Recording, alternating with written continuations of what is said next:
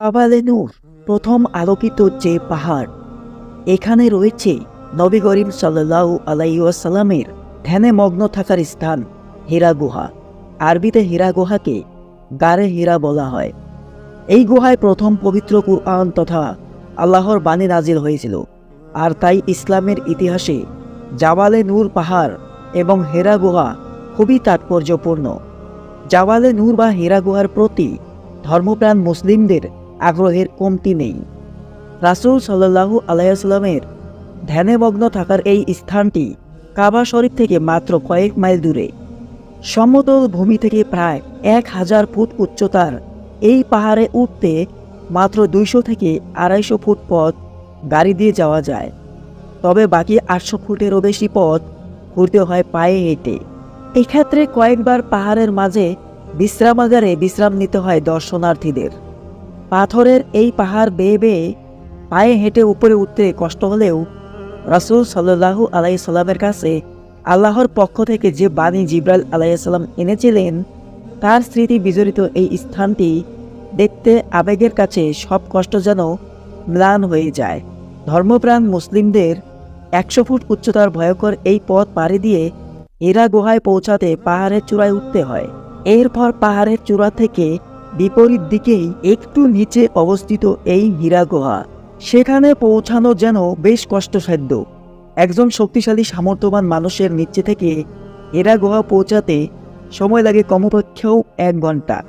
হীরা গুহায় রাসূল সাল্লাল্লাহু আলাইহি সাল্লামের ধ্যানে মগ্ন থাকার স্থানটি বেশ ছোট, যেখানে নড়াচড়া করতেই খুব কষ্ট হয়ে যায়। নবী করিম সাল্লাল্লাহু আলাইহি ওয়াসাল্লামের ওহীপ্রাপ্ত হওয়া এই স্মৃতি বিজড়িত স্থানটি দেখতে যাওয়া মুসলিমদের অনেকেই এই গুহায় নামাজ আদায় করেন।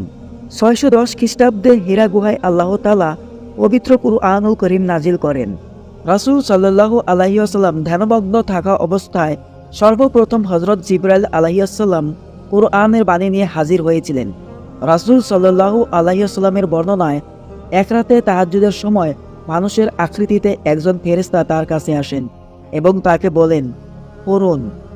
উত্তরে নবী সাল্লাল্লাহু আলাইহি ওয়াসাল্লাম বললেন, আমি পড়তে জানি না। তবুও জিবরাইল আলাইহিস সালাম তাকে আরও 2 বার পড়ার অনুরোধ করেন। 2 বারই নবী সাল্লাল্লাহু আলাইহি সাল্লাম জানালেন, আমি পড়তে জানি না। সবশেষে জিবরাইল আলাইহিস সালাম কুরআনের 5টি আয়াত তেলাওয়াত করলেন। এই 5টি আয়াতই রাসূল সাল্লাল্লাহু আলাইহি সাল্লামের উপর নাজিল হওয়া প্রথম ওহী। প্রথম নাজিলকৃত সূরা আলোকের এই 5 আয়াতে বলা হয়, পড়ুন, আপনার পালনকর্তার নামে যিনি সৃষ্টি করেছেন মানুষকে জমাট রক্ত থেকে। পড়ুন, আপনার পালনকর্তা মহা দয়ালু, যিনি কলমের সাহায্যে শিক্ষা দিয়েছেন মানুষকে যা সে জানত না। রাসূল সাল্লাল্লাহু আলাইহি ওয়াসাল্লাম যখন ওহী নিয়ে পাহাড়ের অর্ধেক নিচে নেমে আসলেন, তখন তিনি তার কানে এক আওয়াজ শুনতে পান। সেই আওয়াজটি হলো, হে মুহাম্মদ, আপনি আল্লাহর নবী আর আমি জিবরাইল। হীরা গুহায় যখন জিবরাইল আলাইহিস সালাম প্রথম ওহী নিয়ে আসলেন, সেই রাতটি ছিল রাসূল সাল্লাল্লাহু আলাইহি সাল্লামের কাছে বেশ কঠিন রাত।